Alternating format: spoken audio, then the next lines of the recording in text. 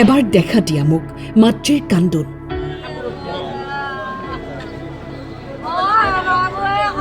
তেল ডিপুত কাম কৰি থাকোঁতেই হেমাংগ মৃন্ময়ৰ কৰুণ মৃত্যু ঘটিল। দুই যুৱকৰ ভাগ্যত আজি লিখাই নাছিল ঘৰলৈ উভতি যোৱা। নলবাৰীৰ চামতাত দুজন যুৱকৰ কৰুণ মৃত্যুই চাঞ্চল্যৰ সৃষ্টি কৰিছে। চামতাৰ শিৱম ছাৰ্ভিচ ষ্টেচন নামৰ তেল ডিপুটোত কৰ্মৰত অৱস্থাত বৈদ্যুতিক শ্বৰ্ট চাৰ্কিট হৈ মৃত্যুক সাৱটি লয় মৃন্ময় আৰু হেমাংগই। ৰাইজৰ অভিযোগ, তেল ডিপুত তেল দিয়া যুৱকক ইলেক্ট্ৰিচিয়ানৰ কাম কৰিবলৈ কিয় দিয়া হৈছিল, যাৰ ফলত আজি দুখন ঘৰ উদং হৈ গ'ল। আপোনাৰ মৃন্ময় বৰ্মন আৰু হেমাংগ তালুকদাৰ দুজন ল'ৰা, মানে মৃন্ময় মোৰ ঘৰৰে হয়, আমাৰ ওচৰৰে, মানে আমাৰ পৰা ৪-৫টা ঘৰৰ ওচৰত। কিন্তু মানে সিহঁতে ইয়াত তেল দিয়া কাম কৰে বা পইচাৰ হিচাপ গধূলি হ'লে দিয়ে। কিন্তু সেই ল'ৰা দুজনক ইলেক্ট্ৰিচিয়ানৰ নিচিনা এটা কামত কিয় নিয়োগ কৰিব লাগে? তাৰ বিনিময়ত কি পালে? ঘৰ দুখন তোমাৰ ধ্বংস হৈ গ'ল। ইয়াতে কাম কৰিছে আজি 2 বছৰ বা 1.5 বছৰ ধৰি দুইটা কাম কৰি আছে। কিন্তু ইলেক্ট্ৰিচিয়ানৰ কাম কিটো হয়, ইলেক্ট্ৰিচিয়ানে কাম কৰিব লাগে। তেল দিয়া মানুহ এজনক সেইটো কামত নিয়োগ কৰিব নালাগিছিল।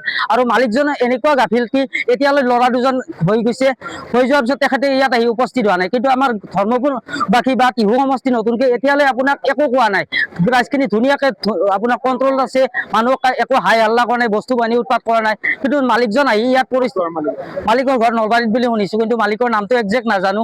কিন্তু মালিকে আহি পেলাই ইয়াত মানে পৰিস্থিতিটো ক'ব লাগিছিল। নিজৰ ল'ৰাটো যদি তেখেতৰ কিবা এটা হ'লে তেখেতে যেনেকৈ আহি লৈ নিজৰ ল'ৰা বুলি এমপ্লয়কো নিজৰ ল'ৰা বুলি ভাবিব লাগিব, কাৰণ তেতিয়াহে আপোনাৰ মানে পৰিস্থিতিটো সাম কাটিব। নহ'লে এতিয়ালৈ কৰি আছে আপোনাৰ মালিকৰ খবৰ নাই। মালিকৰ সম্পূৰ্ণ গাফিলতি, কাৰণ ইলেক্ট্ৰিচিয়ানৰ কামটো ইলেক্ট্ৰিচিয়ানে কৰিব লাগে। ইয়াত তেল দিয়া মানুহে কাম কৰাৰ দৰকাৰ একো নাথাকে ন। তাৰ কাৰণে কি হ'ল, তাৰ দুখন ঘৰ আপোনাৰ ধ্বংস হৈ গ'ল। মৃন্ময়ৰ ঘৰত অকল মাক আছে, দেউতাক আজি 1.5 বছৰ আগত ঢুকাইছে। এতিয়া মৃন্ময়ৰ ঘৰখন কেনেকৈ কি কৰিব? কিন্তু মালিকে ইয়াত সম্পূৰ্ণ ক্ষতিপূৰণটো দিব লাগিবই, আৰু লাইফ টাইম আপোনাক ক্ষতিপূৰণ দিব লাগিব।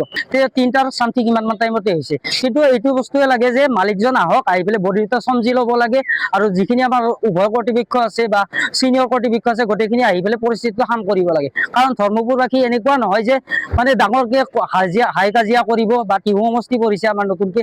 এতিয়ালৈ কোনো এজন মানুহৰ তোমাৰ হাল্লা কৰা নাই বা পৰিস্থিতি নিয়ন্ত্ৰণৰ বাহিৰত নিয়া নাই। কিন্তু মানে মালিকজন আহি পেলাই এখন আহিছে, তেওঁলোকৰ ফুল ছাপোৰ্ট পাইছোঁ। কিন্তু মানে মালিকজন আহিব লাগে, আহি পেলাই পৰিস্থিতিটো মানে চমজাই ল'ব লাগে, এইখিনিয়ে ক'ব। কিন্তু মৃন্ময়ৰ ঘৰখন আৰু হেমাংগ তালুকদাৰৰ ঘৰখনক ফুল ক্ষতিপূৰণ দিবই লাগিব, এইটো মানে বিচাৰোঁ আমি। বৰ্তমান তীব্ৰ উত্তেজনাই বিৰাজ কৰিছে তেল ডিপু চৌহদত। ঘটনাস্থলীত আৰক্ষী উপস্থিত হৈ আৰম্ভ কৰিছে তদন্ত।